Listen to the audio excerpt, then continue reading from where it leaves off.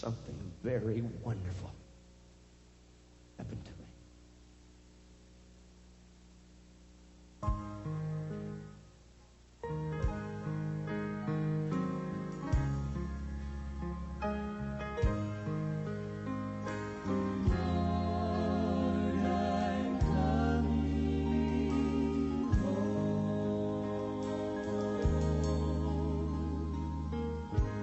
A minister had just closed a revival in a huge Midwestern city.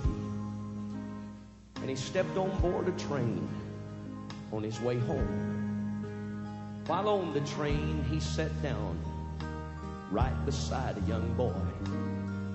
A few miles had passed by, and he noticed the young man was troubled, and he had tears streaming down his cheeks. He said, "Son, I can see that you're troubled. And son, there's something bothering you." He said, "I just want you to know that I'm a preacher, and I'll try to help you in any way I can." Well, through the tears, the young boy proceeded to tell this story. He said, "Preacher, it was about 2 years ago, as I recall. I had gotten so mean at home that one day I went so far as to strike my daddy with my fist. Preacher, just a few hours had passed by, and Daddy called me into the house. And he said, 'Son, you've broken your mama's heart right in two.' He said, 'I don't know what it is that we're going to have to do.' He said, 'Son, I'm afraid the only thing that there is left is to just ask you to leave.' Preacher, for 2 years, I've wandered out in this world. I've done everything and I've tried everything. And I guess I've been most everywhere. But thank God, about 3 weeks ago, I was traveling down a little country road, and I just happened to pass by a small country church.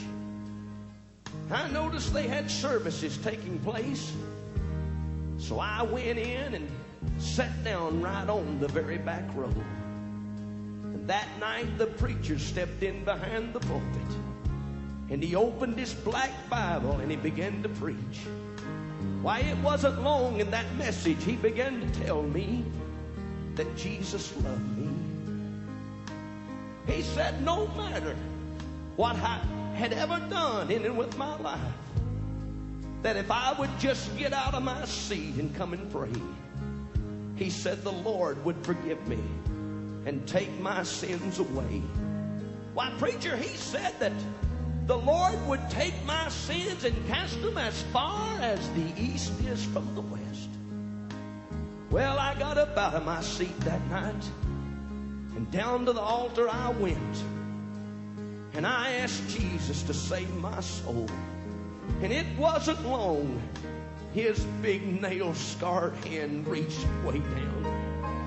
He forgave me of the life that I had lived and what I had done. He gave me a new start in life. And now, preacher, the reason that I'm sitting here on this train is because I'm going home. I'm headed back home to see my dear old mom and dad. Preacher, I'm so homesick. Well, the preacher looked at him and said, "Son, you've been gone for 2 years now. How do you know that your mom and dad will forgive you? Son, how do you know they'll take you back?" Well, preacher, I thought about that the other day. So I wrote home and told my dad in a letter what Jesus did for me. I said, "Daddy, you may not believe it, but the Lord saved my soul. And he sure changed my way of living." I said, "Daddy, I'm not the same boy that I used to be." I said, "Daddy, I want to come home." You see, preacher, We've lived beside these railroad tracks all my life in a little white house.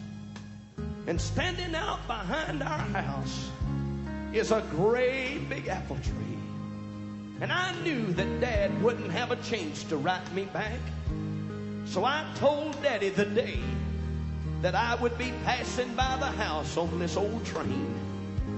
And I said, Dad, the only way that I have of knowing that you and Mom have forgiven me is to just go out back and take the ladder and get up in the top of that big old apple tree and tie a little white rag in the very top. I said in that letter, Daddy, I'll know by that you've forgiven me, that I could come back home. You see, preacher, for the last few miles, all I've done is thought about the hardship, the troubles, the trials that I've brought to my dear old Mom and Dad.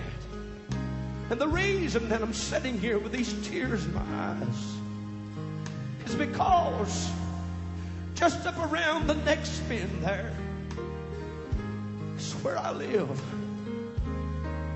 And I'm afraid Mom and Dad won't forgive me. Preacher, I can't bear to look. Would you get up and just be so kind to look for me? I've treated him so bad, and I just hope he'll take me back. Well, the preacher got up out of his seat, and he pulled the handkerchief from his pocket. And as that train rounded that bend, why, he began to dust the window off, and he began to look out across the fields. Why, it wasn't long. He saw that big old apple tree, and he turned around with a great big smile on his face. He said, son, you don't have anything to worry about. Why, that old apple tree's in full blossom. There's white rags hanging all over that tree from one end to the other. And son, out underneath that tree, I see a gray-haired old Mom and Dad, and they're waving a big white bed sheet. And it looks like they're saying, come on home, son. Come on home. Well, glory. That's just like my God. No matter how mean we've been, no matter what we've done, no matter how low in the pit of sin we've ever gone, I've got a God that can reach to the uttermost. I've got a God that can save the lowest sinner. I've got a God that can save you tonight. I've got a God that can take you from where you're at to where you ought to be. Children, I'm so glad that when I didn't have a thing to offer, no talent, no abilities, no money, just a teenage boy that was away from God, I'm glad the grace of God saved my soul. And I'm glad that every born-again child of God one day will hear the Lord say, after he opens that big Lamb's Book of Life, he's going to look at every redeemed child of God, and he's going to say something that's going to sound like this: welcome home. Welcome to heaven.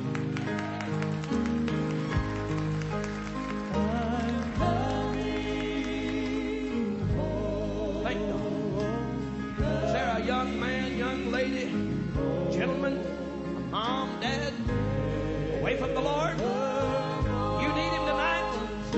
You'd raise that hand where you're at in this congregation. Say, preacher, remember me in prayer. I want to go to heaven. I want to be a part of God's family. Thank the Lord. Yes. Yes.